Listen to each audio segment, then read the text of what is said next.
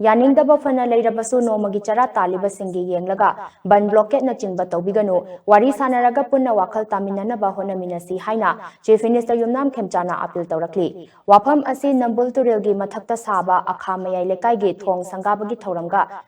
थौरमदा महांगना फोंदोखिबने Manipur लेंगाकी public work department ना सिंधुना पांगथोखिबा थौरम अदुगा मरी लेनना chief minister Yumnam खेमचाना high लमसांग एसीगी मनुंगदा लेरिबा मरु ओइबा लंबी सिंग अथुबा मतमदा निंथिना सेमलगनी अनौबा लेंगाक असि था अहुम खरा हेनबता ngaidi महांगना चीफ मिनिस्टर ओइबा तंजा असि यामना नुंगाइबा मतमदा ओइबा नते लमदम असिदा हौजिक ओइबा फिबम असि महौसागी फिबमदा हंजिल्लकनबगे थौदांग अमा लेंगाक असिदा सिनरपनी हाइना लवी लमदम असिगी नुपी सिंगी मगुन असि अतोपा सिंगदगी टॉप टॉपा अमनी मचा मसु सेमनबा होनबदा नुपी सिंगना अंगंबा थाकता होनरिबा असि सिंथानिंगाइनी यानिंगदबा फोंदोकपा हाइबसी फोंदोकफम थोकपनी अदुबु यानिंगदे हाइदुना बन ब्लॉकेट न चिंगबा हेक्ता चथबा असिदि तौबिगनु बन ब्लॉकेट चथबा असिना नोमगी चरा तालिबा सिंगदा अचौबा चैथेंग अमा पीबदा नतना लमदम असिगी सेनमिटलोंदा अचौबा साफु अमसु पीरी यानिंगदबा लेरगसु फमिन्नदुना वाखल तामिन्ननबा होनमिनसी हाइना महांगना मखा ताखी जिरीबांदा लेरुबा कम्युनिटी लोइनबा मार कुकी पाइते मैते पुन्ना स्वाइना मीटिंग तौबिनरगा अखोय चाकसु क्लब सामिनै माई मागी मयुमदा अइदि मारगा मैतेगा खुन थंगना युम थंगना लेहोरे कुकी सिंसु युम थंगना लेहोरे अदु नुसीगना लेहोरे अइना जिरी सत्वा हेक हलकपत नोवानदा चोंग लाविदा बोमम पोखाइरे पिखवा ngang लेगिदवदा मणिपुर नते अइखुये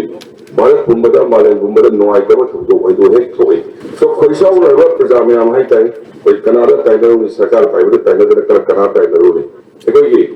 करिबु कांदा सरकार दा सावसु बन ब्लॉकेट लंबी तिंबा तौरिबा मयाम सिना कनादा वागे हु नोमगी सरा तांजरिबा इमाई देन सिंग तै नोमगी सुरगा सारिबा इमुंग मनुंग सिंग वाबनिना जाइना बिल तौदनि करिबु मखला मखि नोआइदबा लेसु अदो फौंद बिबगाइदे सरकार दा सौबि बगाइदे अदो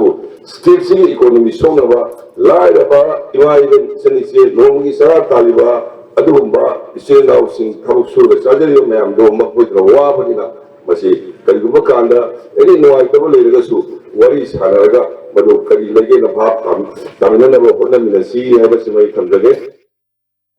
चीफ मिनिस्टर की ngasi खोंगचत अदुदा चीफ मिनिस्टर ना अखा मयाई लेकाई नौना साबा थोंग सलाम गी मेरा खोंग मथक्ता साबा थोंग अमदी माखलांग थोंग हौनबी मतुंग इन्ना संगादुना मियामदा खुसिनखी तोंगान तोंगानबा थोंग अहुम संगाखिबगी थौरम अदुदा लमसांग एसीगी एमएलए सोरक खाइबम राजेन लमलाई एसीगी एमएलए खोंगबान ताबम इबोमचा अमदी पीडब्ल्यूडी गी मकोक थोंगबा ऑफिशियल कयासु सरुक याखी अकोई करिगुंबा मा तौरे हाइबा कांदा अकोई हेक्ता पाउ ताबगा पाउदु करिनो कराइ बाबा चुम्मी हाइब लाली हाइब कंफर्म तौर कांदा अकोई चंजलगा मधुगुंबदु अचुंबो ओरमगदी चंगगा मतेंग पांगबा ओरमद्रगदी अकोई करिनो से खंदरगा हेक पाउ हे ताबगा अकोई म्यूजिक मथक्ता तता मथक्ता अकोई हेक्ता चटपगी थबकतु तौदना अकोई करिनो अकोई मणिपुर हाइबसे कम्युनिटी अकोई अतोपसिंगना थुगाइबा पामगसु अकोईदी चौखोन नाखोलगा खोनसनदबा यादे हाइबा वखलदो अकोई खल कांदा अकोई थबकसी तौसी अदुना अकोई केंद्रसी ख्वाइदगी मणिपुर की दिल्ली की केंद्रदसु साबा सांगबा अकोई खुंगंग यांखैनि थोय न पुनसलगा सेमबा अदुगुंबा पोलिंग स्टेशन निफुगा मापन लेबा अदुगुंबा केंद्र मने केंद्र से असुकी मतिक चावबा